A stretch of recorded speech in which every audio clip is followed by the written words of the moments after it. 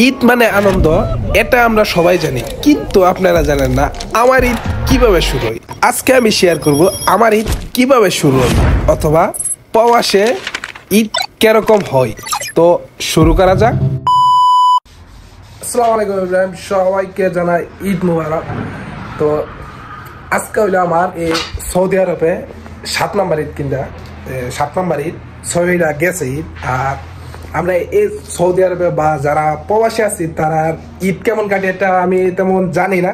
আর আমার ঈদ কেমন কাটে, প্রত্যেকটা ঈদই সেম ভাবে কাটছে।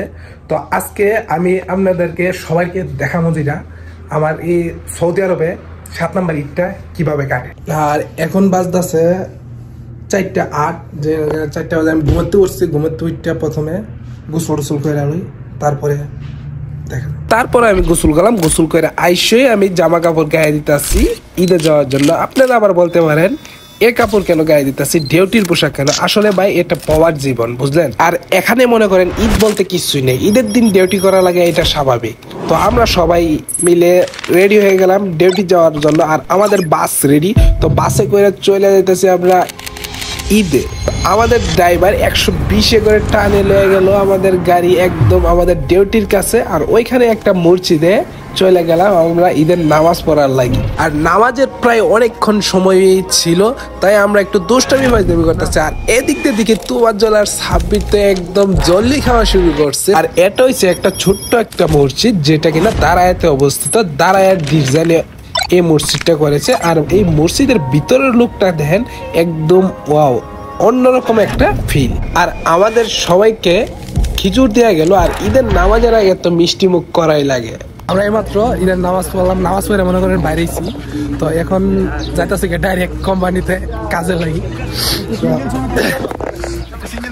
আরে সাকিব দেখো পুরা সৌদি ভাব নিয়ে নিছে। তো এটা হচ্ছে আমাদের মনে করেন ঈদের কাহিনী কি। তো আপনারা অনেকে জানেন না কার ক্যাম্পে ঈদ যা। তো আমরা মনে করেন আমার কয়টা ঈদ গেছে, এটা নিয়ে 7 নাম্বার ঈদ।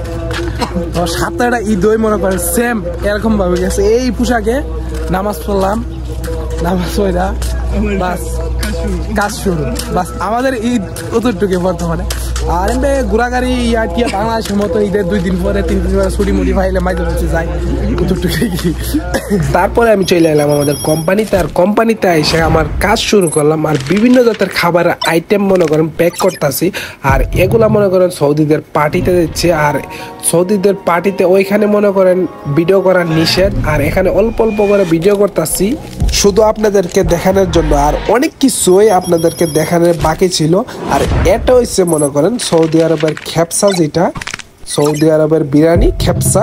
আর এগুলা মনে করেন প্যাক করে একটা একটা করে ফয়েল মাইরা এটা প্যাক করা লাগতেছে। আর এ ছিল আমাদের ঈদ। আর আপনাদের ঈদ কেমন গেছে আপনারা কমেন্টে জানাবেন। আর ভিডিওতে অনেক কিছুই দেখাতে পারছি না। আর আমার মনে করেন গলার অবস্থা এতটাই খারাপ যে মনে করেন সর্দি লেগে আমি একদমই অসুস্থ হয়ে গেছি আজকের এই ঈদে।